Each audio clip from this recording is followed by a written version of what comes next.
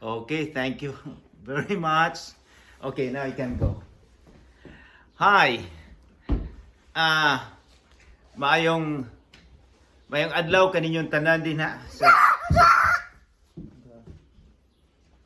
Maayong adlaw kaninyong tanan din sa BJMP. Mautoy akong maldito nga apo nga sige namang gibantayan og kini siya dili gyud kompleto nga puti. Mixed la siya nga Filipino. So mao na atong giingon nga dili gyud siya sa ang inyong paglantaw niya nga puti pero dili gyud siya kompletong puti. 50% 50% Filipino. Okay. So walay paglangay-langay, mangumusta lang ko kaninyong tanan dinha og hinaut pa nga ang Ginoo mag-uban kaninyo. Dako akong kalipay usab. Dako akong kalipay nga makauban kaninyo karon. Aron nga kita mo salom sa pagtuon sa pulong sa atong Ginoong Hesukristo. Aron nga kita mosalig og motuo nga siya ang Misaya. Di ba maunay reason nga gisulat ni Juan? Sa dili pa kita magsugod, mo atong hangyon ang atong Ginoo nga magauban kanato karon. Atong iduko ang atong ulo o ipiyong ang mga mata bilang respeta sa atong Ginoo. Mag-ampo kita. Among amahan nga langit nun, nagapasalamat kami nga ikaw ang among Dios. Nagapasalamat kami nga imong gipadala ang imong anak nga si Jesus aron nga mo'y mulukat sa among kinabuhi. Aron nga kami adunay kinabuhi nga walay katapusan. O Dios, nagahangyo kami nga hinaot pa unta ang imong Espiritu Santo mao'y magapatunga kanamo karon. Hinaot pa unta nga makita namo ang imong pulong nga mao'y among giya sa kinabuhi. Lord, hinaot pa untang mag-auban gihapon ka sa ngalan ni Jesus nga among manluluwas. Amen. Karong adlaw moadto kita sa kapitulo 4. Apan usa kita magsugod sa kapitulo 4, mag-review kita og gamay sa kapitulo 3. Unsa may nahitabo sa kapitulo 3? Si usa ka tawo nga ang ngalan si Nicodemus, usa ka relihiyoso kayo, usa ka bantugan nga teacher, usa ka representante miadto ni Jesus sa gabii. Nganong gabii man, dili siya gusto nga makita siyang mga kauban nga mibisita siya sa atong Ginoong Hesukristo. Gusto niyang mahibaw-an kung unsaon pag-adto sa gingharian sa Ginoo. Unsa may gingon sa atong Ginoong Hesukristo nga kinahanglan nga matawo ka pag-usab. Dili sa inahan, kundi gikan sa langit, gikan sa itaas. Ang gigamit sa Griego nga salita mao nga anothen. Bote pasabot gikan sa langit, gikan sa itaas. Wala kay nahimo kundi gasa kini sa Ginoo. So og dito pod sa chapter 3 ang pinaka-famous kay nga verses. Nga verse nga bisag sa gamay pa kaming mga bata amo na kining nahibaluan. Sa in English, for God so loved the world that He gave His only begotten Son, that whosoever believe in Him shall not perish, but shall have an everlasting life. Sa binasa pagkato sa Juan, kay gihigugma pag-ayo sa Dios ang kalibutan, og tungod niini gihatag niya ang iyang bugto nga anak, aron ang tanan nga mutuo kaniya dili malaglag kundili makabaton hinuon sa kinabuhing dayon. Kini sa pagkadungog ni Nicodemus o sa mga Hudiyo, dili maayo ang ilang pagbati. Kay sila mituo nga sila ang chosen, sila ang pinili. Sila lang ang gihigugma sa Ginoo. Apan si Jesus karon miingon, gihigugma niya ang tanan. Gihigugma niya ang tanan. So karon mo adto kita sa kapitulo 4 atong basahon.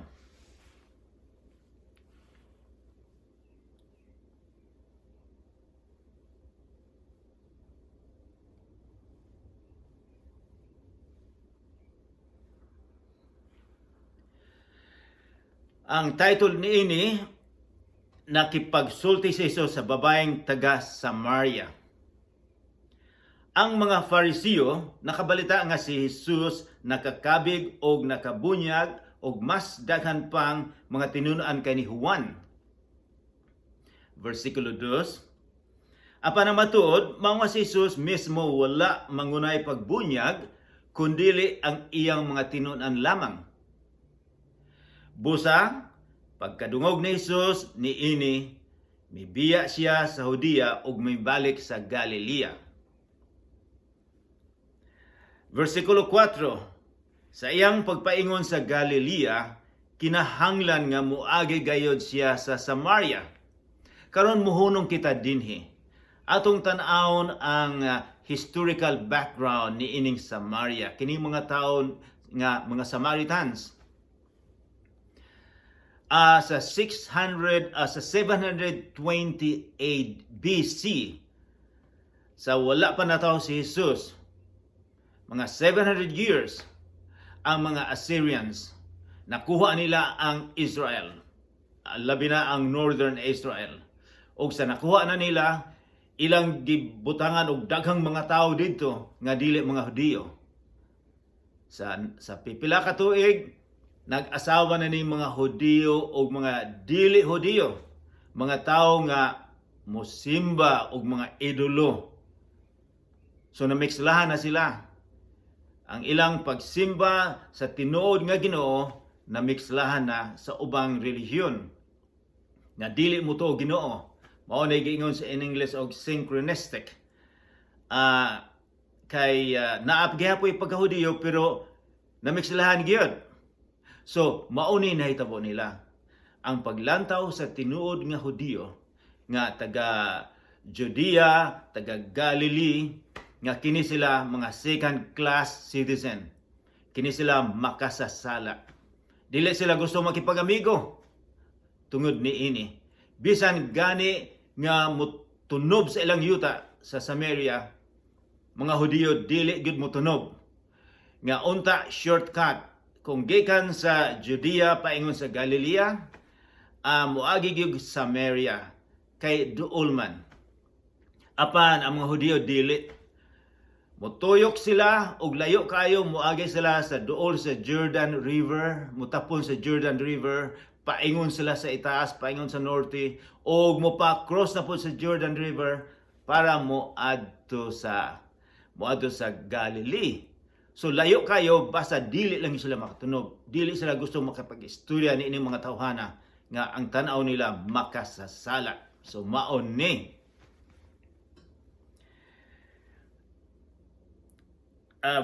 Versikulo 4. Sa iyang pagpaingon sa Galilea, gikinahanglan nga muagi gayud siya sa Samaria. Adunay pulong ani nga importante. Gikinahanglan gyud. Kay ni anang sa iyang paglantaw, ni anang adlaw, ni anang orasa, ni anang dapita, adunay siya misyon, adunay siya nakita. Adunay siya tao nga iyang tabangan, nga iya usab nga gihigugma. So bantayan nato ni Versikulo 5. Nahiabot siya sa usa ka lungsod sa Samaria nga ginganlag Sychar, nga dili layo sa yuta nga gihatag ni Jacob ngadto sa iyang anak nga si Jose.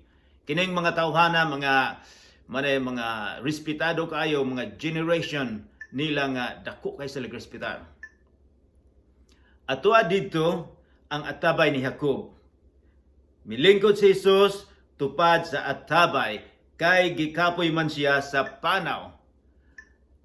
Dinha atong makita nga ang atong Ginoong Hesukristo kumpleto nga tao, kumpleto siya nga tao nga naman gikapoy man usab siya. Ikaw ug ako gikapoy. Sa ako kung mudul akong tenis sa 2 o 3 ka oras, kapuyon pug ko. Gusto lang kong maglingkod na lang pagkahuman. So, ang atong Ginoong Hesukristo sa init kaayo, milingkod siya, nagpahuway po usab siya. Niining tungura, verse 7, ang mga tinunan ni Jesus miadto sa lungsod aron pagpalit og pagkaon. Unya miabot ang usa ka babaeng Samarianhon aron pagkalos og tubig, pagkabuo og tubig. Miingon si Jesus kaniya, "Painar ako." Nangayog tubig ang atong Ginoong Hesukristo. Versikulo 9, ang babae mitubag, "Hudiyo ka, og ako Samarianhon. Unya, nganong mangayo ka man og kanakog tubig nga mainom? Kay ang mga Hudiyo god og ang mga Samarianhon wala may panagsandurotay." So sa ako nang giingon ninyo na dili sila mga amigo. They have hatred to each other. So unsa man ni? Nganong natingala man ang babae nga nangayo si Jesus og tubig. Kay kini imposible ning mahitabo gyud nga ang usa ka babae, ang usa ka lalaki niadtong panahon na dili magkaistoryahanay. It's a taboo nga mag-istoryahanay. Pagkatapos Hudiyo pa ang atong Hesukristo, siya rabbi pa siya, rabbi. So naay mga istorya nga ang rabbi dili gyud makipag-istorya og mga babae sa unang panahon. Bisag karon pag adto namo dito sa Lebanon, dili ka pwede makaistorya sa mga babae. Kung mulakaw ka sa dalan, ang mga babae sa usa ka daplin sa usang side, ang mga lalaki usab sa usang side, sa usang kilid.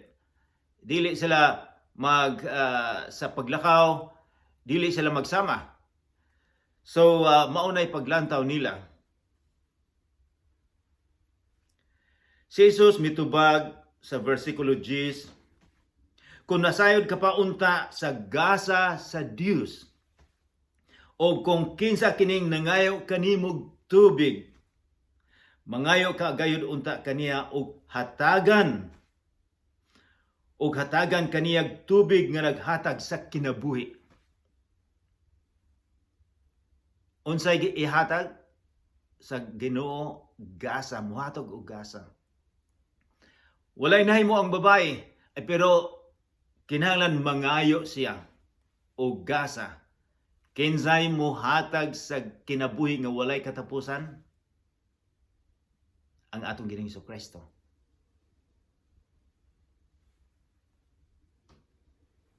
Ang babae miingon, "Sir, wala kay timba og lawom ang atabay.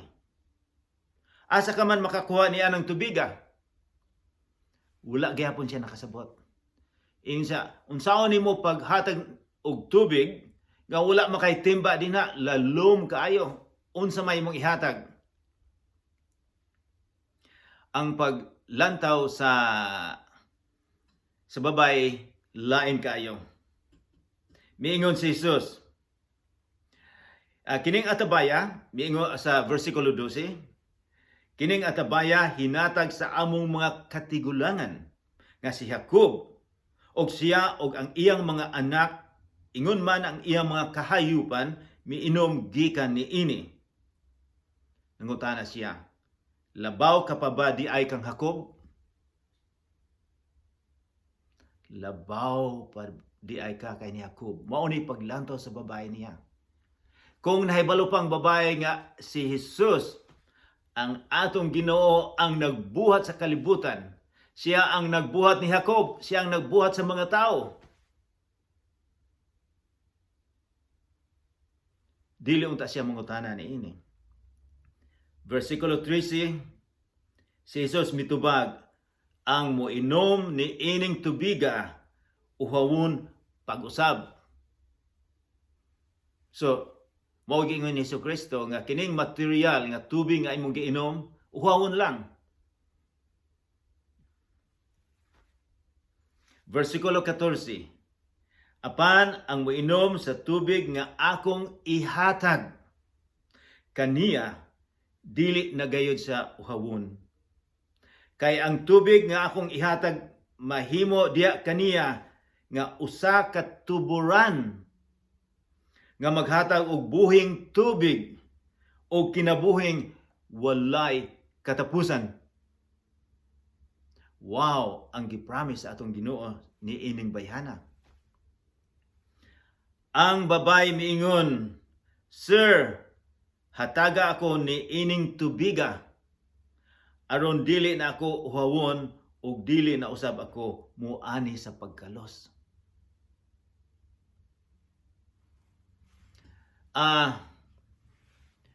Unsa may gisulti ni Jesus dinhi nga siya usbon ako ang versikulo 14 para dili nato malimtan. Apan ang moinom sa tubig nga akong ihatag kaniya, dili na gayud uhawon. Kay ang tubig nga akong ihatag mahimo diha kaniya nga usa ka tuburan nga muhatag og buhing tubig o kinabuhing walay katapusan. Ang mga tao usahay daghan silang himuon para sila nga makuha nila ang kalipay, nga makuha nila ang ilang kauhaw sa kinabuhi. Ang uban moingon nga matagbaw nako. Kung aduna ako'y bagong cellphone, matagbaw nako sa kinabuhi. Apan pagkatilaw sa cellphone, dili matagbaw, gusto pa gyud nga naay makapalit og mga cellphone nga maayo kaayo. Pagkahuman, dili matagbaw. Matagbaw ko kung aduna ko'y girlfriend or boyfriend. Apan mahibaw-an di usab nga dili na ang makapatagbaw. Miingon sila nga kung na ako'y sakyanan, kung makaadto ko sa Amerika, kung makaadto ko og Saudi Arabia nga ang akong sweldo dollar, matagbaw na ko sa kinabuhi. Apan dinhi sa kalibutan, kining mga material things, kining drugs nga moingon nga matagbaw ka, dili kini makatagbaw. Walay makatagbaw dinhi sa kalibutan. Kundili ang kauban lang ang atong Ginoong si Jesucristo, kung ato siyang dawaton sa iyang kasing-kasing. Versikulo 15, o giinan ni Jesus, naapay akong isulti ninyo. Sa kapitulo 7, akong basahon,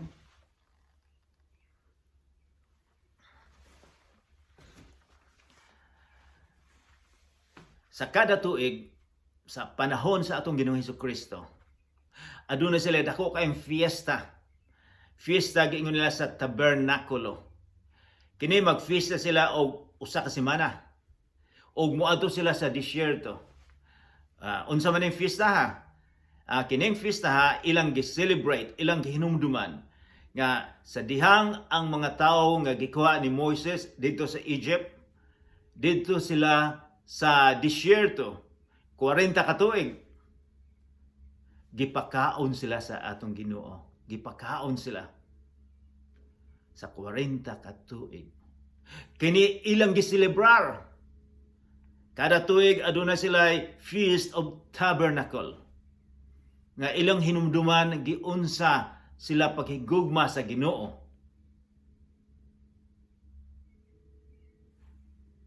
So mao ni akong basahon. Og ang nahitabuan na sa usa ka semanang selebrasyon, adunay taong mutindog.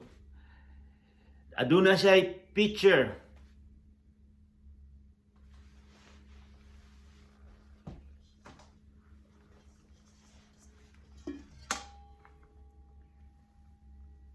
O iyang ibubo.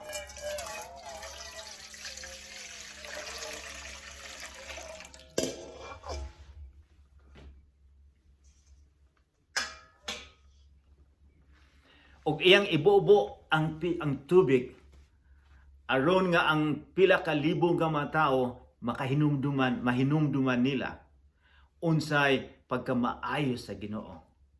So mao nay nahitabo, mao na ang ilang fiesta. Apan tan-aw nato sa chapter 7 verse 37.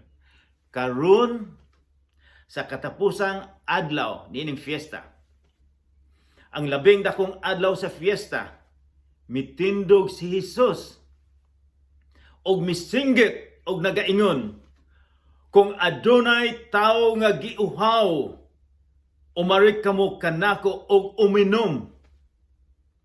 Ang mutuo kanako sumala sa giingon sa kasulatan, gikan sa sulod niya muagay ang mga sapa sa tubig nga buhi. Unsay gisulti ni Jesus, utron nako, ang mutuo kanako sumala sa giingon sa kasulatan sa Biblia, gikan sa sulod niya muagay ang mga sapa sa tubig nga buhi.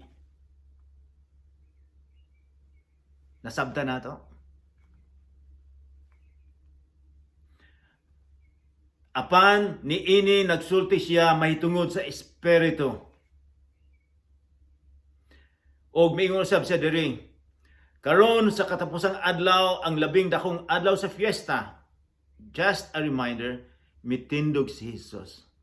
Og misinggit nga nagaingon, kung adunay tawo nga giuhaw, umarik kanako og uminom. Ang mutuo kanako, versikulo 38, sumala sa giingon sa kasulatan, gikan sa sulod niya muagay ang mga sapa sa tubig nga buhi. Apan niini nagsulti siya mahitungod sa Espiritu, kining gikan sa kasing-kasing, kining tubig, kining sapa, kining spring. Apan niini nagsulti siya mahitungod sa Espiritu, nga pagadawaton ni adtong mga mituo kaniya. Espiritu gasa nga ihatag kung kinsa katong mutuo og musalig sa atong Ginoong Jesucristo. Kay ang Espiritu wala pa ihatag tungod kay si Jesus wala pa man. So sa atong mahibawan,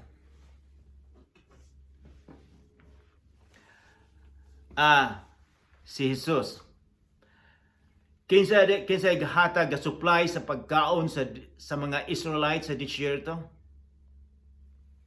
Ang atong Ginoong Jesucristo.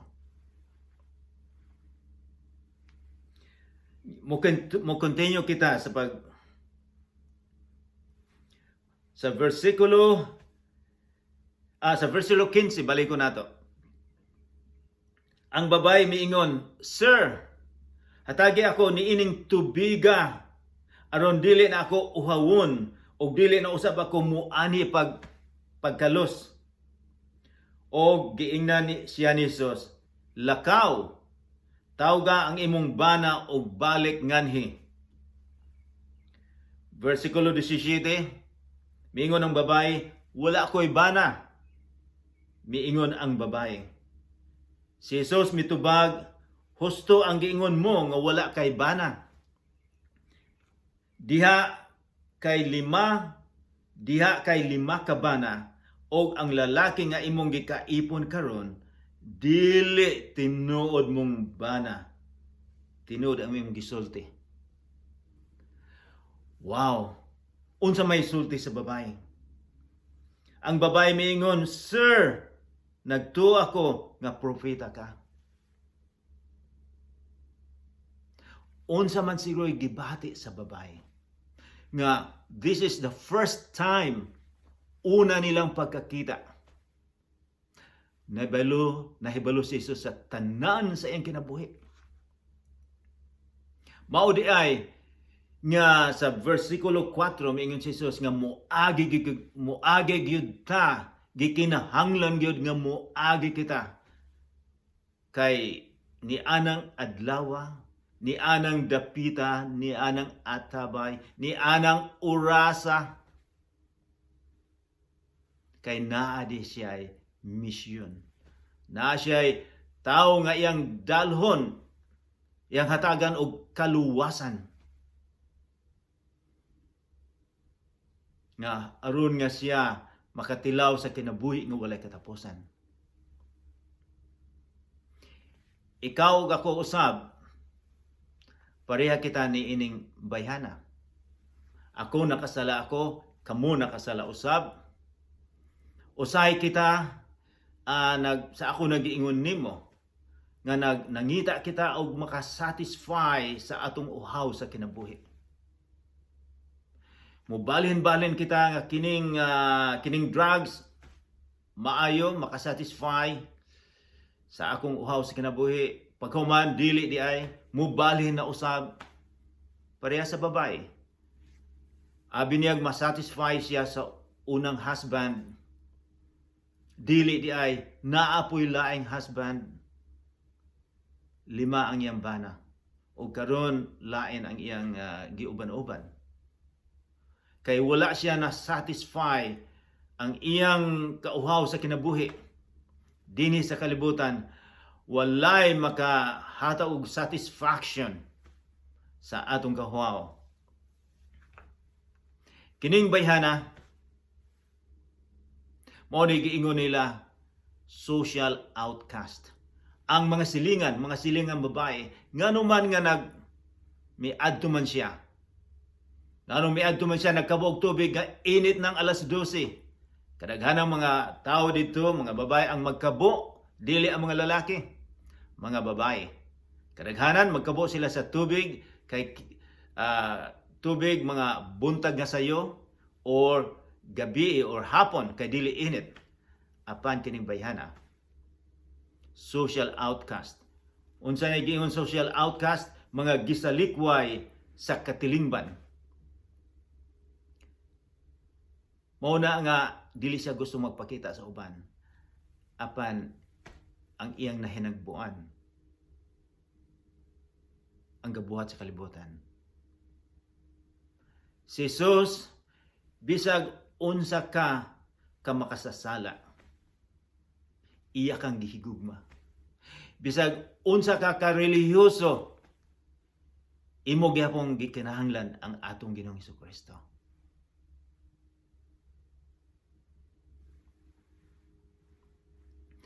Unsa ang iyang paghigugma?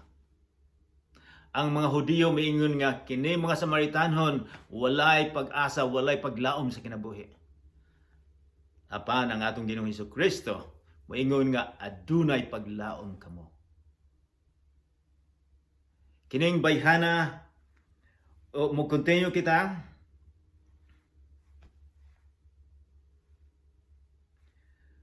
Si Jesus miyon kaniya babae. Versikulo 20. Ang among mga katigulangan nga Samarianhon nagsimba sa Dios ni ining bukira. Apan kamo mga Hudiyo nag-ingon nga kinahanglan sa Jerusalem gayud simbahon ang Dios. So sa dihang nakita niya nga kining iyang gikaistorya karon nahibalo sa tibok niyang kinabuhi.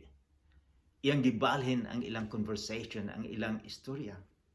Miingon siya nga, kamo mga Hudiyo, dito mo sa Jerusalem, nagsimba, kami diri usab. Si Jesus miingon, babaye, tuuhi ako nga moabot ang panahon nga dili na kamo mabalaka asang dapita simbaha ang amahan. Dinhi ba ni ining bukira o sa Jerusalem? Unsa may ibot ipasabot ni Jesus? nga ang pagsimba sa atong Ginoo dili usa ka lugar. Dili nimo mabutang sa usa ka lugar ang Ginoo nga dinha lang ang Ginoo. Dili kay tungod kay dako ang imong simbahan. Dili tungod kay gamay imong simbahan. Kundili ang atong Ginoo dili nimo mabutang sa usa ka kwarto. Kundili bisag asa nimo siya tungod sa kondisyon sa imong kasing-kasing. Mao pinaka-importante. Sa versikulo 23, verse 23, apan hapit na moabot ang panahon, miingon si Jesus, ug karon ania na nga ang matuod nga magsisimba, ang tinuod magsimba sa Amahan diha sa Espiritu o sa kamatuoran. Mao kini ang mga magsisimba nga gusto sa Amahan nga maoy magsimba kaniya. Mao ni gusto sa Amahan. Dili di ay kung asa kang dapita.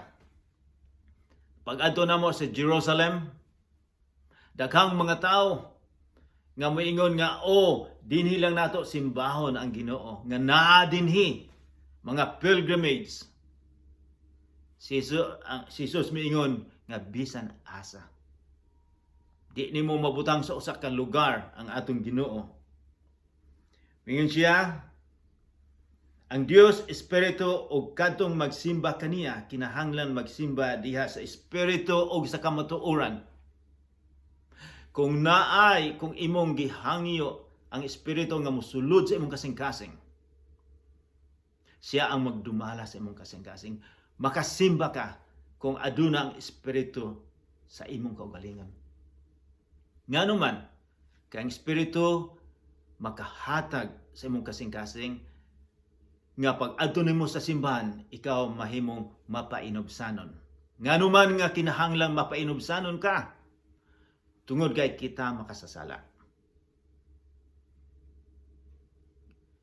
Kinahanglan nga kita matabangan. Kinahanglan usab kung musimba kita, aduna kitay dakong pasalamat. Nganuman, tungod sa kadako sa atong sala nga dili kita makabayad, ang Ginoo nagpadala siyang anak, gihatag ang kinabuhi aron nga kita maluwas. Ang pagsimba usab, kinahanglan nga ang imong kasing-kasing limpyo. Aduna kay nga nakapasaylo ka og tao. Kung adunay tao nga giinsultuhan ka, nga unsay gihimo nila sa imuha, dili ka makasimba kung wala ka makapasaylo. Maunay dili pod tubagon sa Ginoo ang imong pag-ampo kung dili ka makapasaylo. Maunay gusto sa Ginoo nga musimba kaniya. Dili day musimba kita kay atong tan-awon aduna kitay amiga didto, o gusto ko makapag-istorya. Dili di ay ang pagsimba tungod ang imong kasing-kasing, ang kondisyon sa imong kasing-kasing, mao na gikinahanglan sa Ginoo nga mosimba.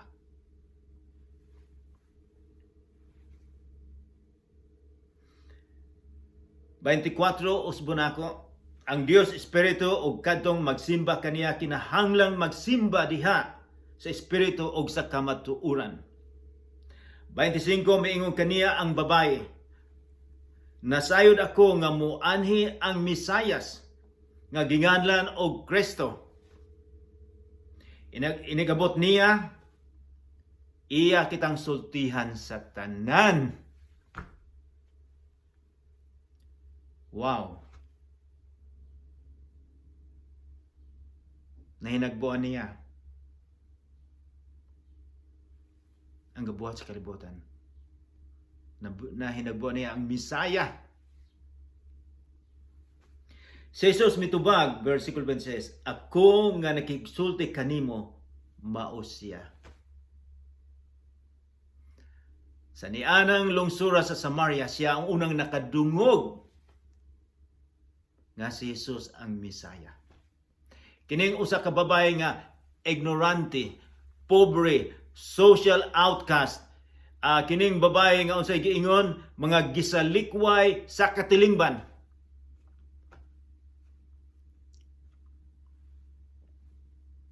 Gigugma si Ginoo. Ikaw ako usab. Wala ko kabalo kung unsang mga bulana, unsang tuiga nga kamo naanay freedom nga makapauli kamo sa inyong lugar. Posible siguro nga inyong mga silingan ang paglantaw nila ninyo dili maayo. Ubos kayo. Pero unsay gihimo sa babay? Miadto siya sa lungsod. Mibalik siya, nalimtan niya ang iyang banga. Excited siya. Iyang giinan mga tao. Nga nakita na nako ang Misaya. Wala na siya maulaw nga miadto sa lungsod. Nga naman, natagan siya kinabuhi nga walay katapusan. Kamo usab, pagpauli ninyo, ipatas ninyo ang inyong ulo. Kung inyong imbitahon ang Ginoo, ang Espiritu Santo mosulod sa inyong kasing-kasing. Og aduna kamoy lugar nga gipreparar sa langit. 28 versikulo, unya gibiyaan sa babaye ang iyang banga og mibalik siya sa lungsod og giingnan niya ang mga tawo. Dali kamo og tan-awan ninyo ang tawo nga misulti kanako sa tanan nga akong nabuhat. Siya na ba kaha ang Misayas? Busa namiya sila sa lungsod og nangadto kang Hesus. Sa atong sa kining tana sila nakipag-istorya sa atong Ginoong Jesucristo, kining taga lungsod.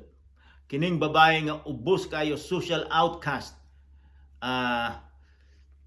Mga gisalikway sa katilingban, siya ang nagdala sa mga tao nga makita nila si Jesus. Si Jesus may puyo dito mga 2 ka adlaw og daghang mituo kaniya. Gamiton usab kamo sa atong Ginoong Jesucristo. Kung tinuod mo nga inyong giimbitar siya nga mosulod sa imong kasing-kasing, kamo usab gihatagan kamo og command nga inyo usab nga isulti sa inyong mga igsuon, sa inyong mga asawa, bana ang kinabuhi, kung hain gikan ang kinabuhi nga walay katapusan. Daghang salamat.